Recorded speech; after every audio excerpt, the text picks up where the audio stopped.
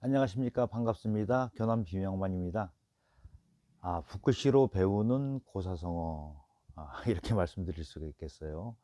자, 오늘은 백년하청이라는 단어를 가지고 이제 사자성어를 가지고 진행을 합니다. 자, 우선 쓰는 거 잘 보시고요. 서예 시간은 아닙니다만은 글씨도 예쁘게 쓰면 좋겠죠.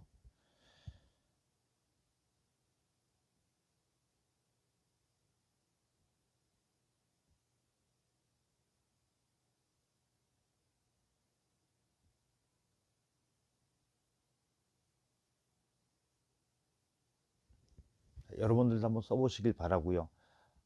모필이 아니더라도 볼펜이나 연필 이런 걸 쓰셔도 괜찮겠죠.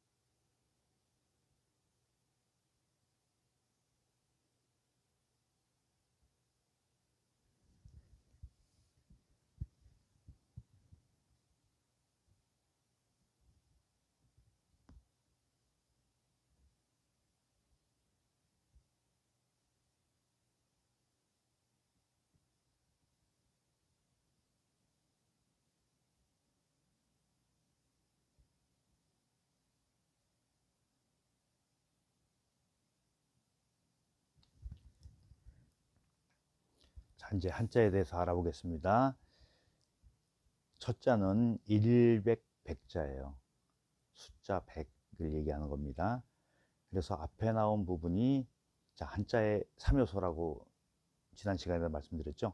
한자는 세 가지로 이루어지는데 형태, 그다음에 앞에 부분, 뜻 부분, 뒤에 읽어지는 소리 부분, 형, 의 세 가지로 이루어진다고 요약해서 말씀드릴 수 있습니다.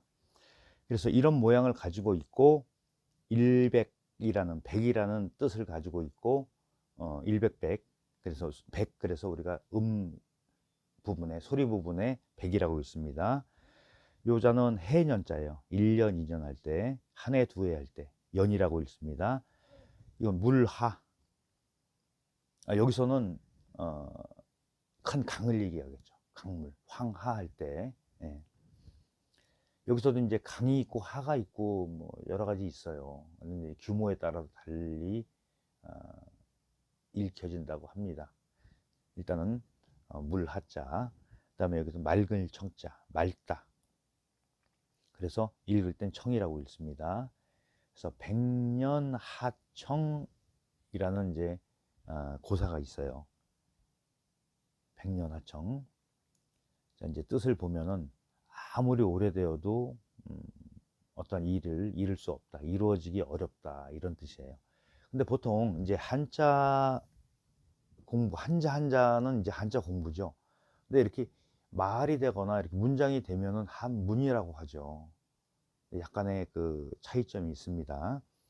여기서 보통 이제 한문에서 문장에서 백, 산, 삼, 석삼자, 백, 일백백, 일천천, 일만만 이런 게 들어가는 경우는 꼭 100이라는 숫자, 3이라는 숫자를 딱 지칭하지는 않아요. 많은 걸 얘기한다고 보시면 돼요. 그래서 100년 그러면 이게 딱 뭐 100년을 딱 이렇게 규정 지었다기보다도 오랜 세월 이 정도로 해석하시는 게 좋을 것 같습니다. 그다음에 여기서 얘기하는 하자는 황하강을 얘기하는 거예요. 황하. 그다음에 여기 맑을청 그래서 백년하청. 100년이 지나도 황하강이 맑아지기 어렵다. 이렇게 직역을 할 수가 있어요. 근데 이제 그 앞전의 영상에서도 말씀드렸지만은 이 한자를 이제 접하실 때 보면은 직역을 하고 의역을 하고 이런 두 가지. 그러니까 외국어 공부할 때 그렇게 하지 않습니까? 근데 이제 원래의 뜻을 직역할 수 있는 힘을 갖는 게 우선이겠죠. 자, 이제 똑같은 방식으로 글씨 쓰는 순서에 대해서도 한번 알아볼까 합니다. 이제 앞에 보셨지만 또 금세 잘 모르겠네 하신 분도 계실 수 있어서 항상 위에서 아래로 씁니다. 자, 한일자를 길게 긋고요. 그 다음에 위에서 아래로 쓰니까는 이렇게 생긴 요 모양이 나왔죠. 그 다음에 왼쪽을 합니다. 그 다음에 오른쪽으로 옮겨오죠. 자, 이런 경우에 자, 안에를 하고 항상 바깥을 막는 게 글씨 쓰는데 훨씬 더 조용성에서 좋습니다. 이렇게 하고 이렇게 막아주시면 돼요. 그래서 100, 100. 자, 이거 또 위에서 아래로 쓰는 거 왼쪽에 있고 오른쪽에 오면 왼쪽 오른쪽 순서로 쓰시면 돼요. 그리고 위에 썼으니까 아랫부분 있죠? 그리고 왼쪽 이쪽으로 왼쪽도 하시면 돼요. 다음에 순서대로 위에서 아래로 내려왔죠. 그런데 여기서 이제 이 글씨 전체를 이렇게 꿰뚫을 때는 제일 마지막에 이렇게 내려가는 걸 쓰시면 돼요. 그러면 아주 예쁜 모양의 그 글씨를 쓰실 수가 있습니다. 살짝 옮겨 놓고 볼까요? 이렇게 좀 잘 보일 것 같아요. 자, 이제 하나 위에서 아래로 이렇게 내려왔죠.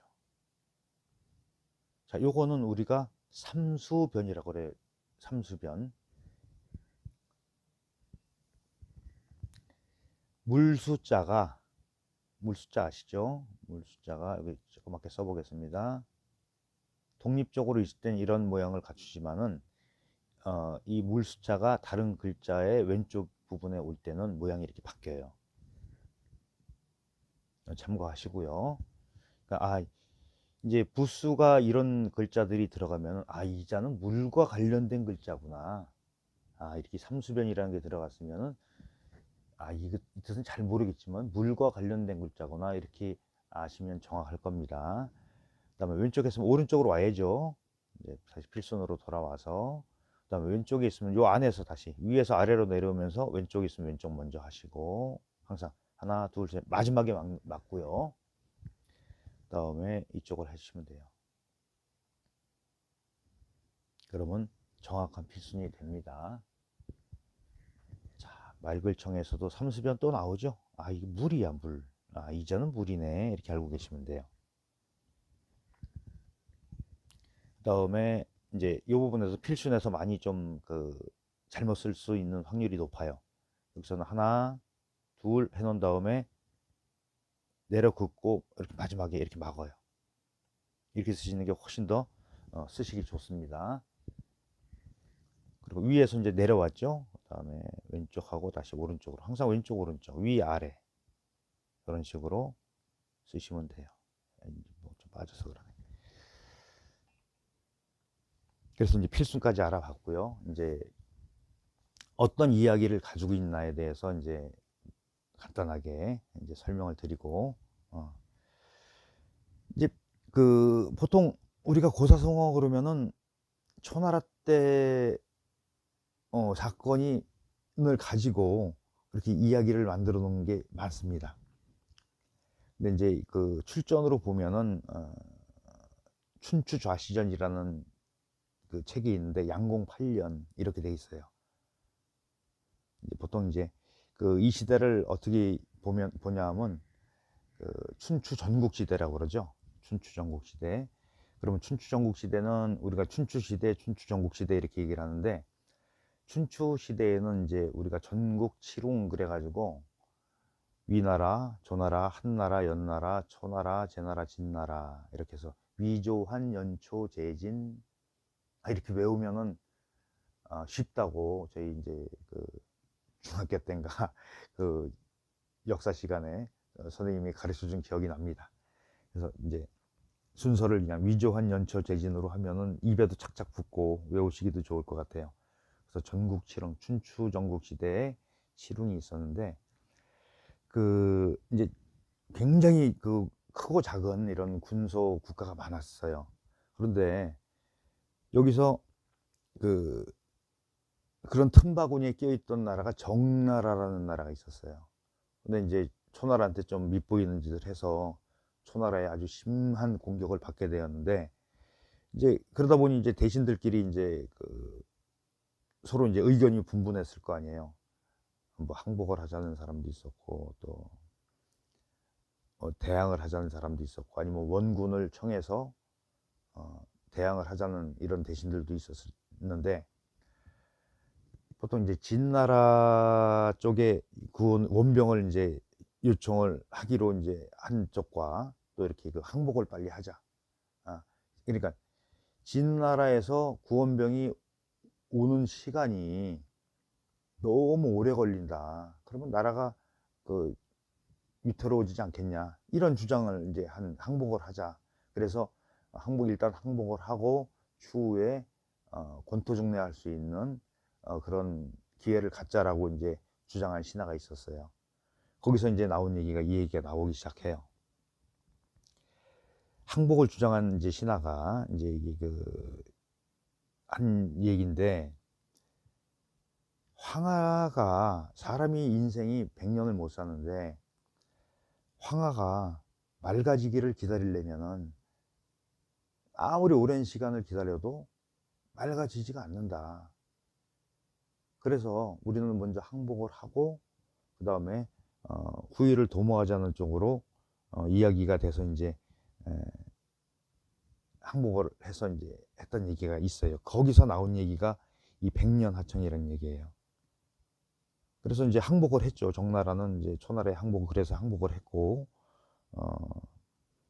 이제 이런 이야기를 가지고 이제 고사가 됐는데, 이제 쓰임을 알아보면은, 야, 넌 참 말만 그렇게 하고 행동은 참 백년하청이야. 뭐 이렇게 이제 응용해서 쓸 수가 있고요. 또 하나는, 아무리 기다려도 오지 않아. 아유, 백년하청이야. 이렇게 쓸 수가 있을 것 같아요. 근데 이제 비슷한 말이 있죠. 우리 이제 조선조 때 이제 이성계, 뭐 함흥차사 뭐 이런 얘기도 있죠. 아무리 기다려도 오지 않는 걸 뜻해요. 심부름을 시켰는데 안 와. 어우, 얘는 가면 함흥차사야. 다 죽었다는 얘기죠. 근데 이렇게 해서 이제 이야기가 말이 돼서 일상 속에 쓰이는 거, 이게 고사성어죠. 자, 이렇게 해서 이제 이제 백년하청까지 알아봤습니다. 일단 쓰임까지 다 알아봤고요. 이렇게 해서 이제 평소에 잘 응용해서 쓰시길 바라고요.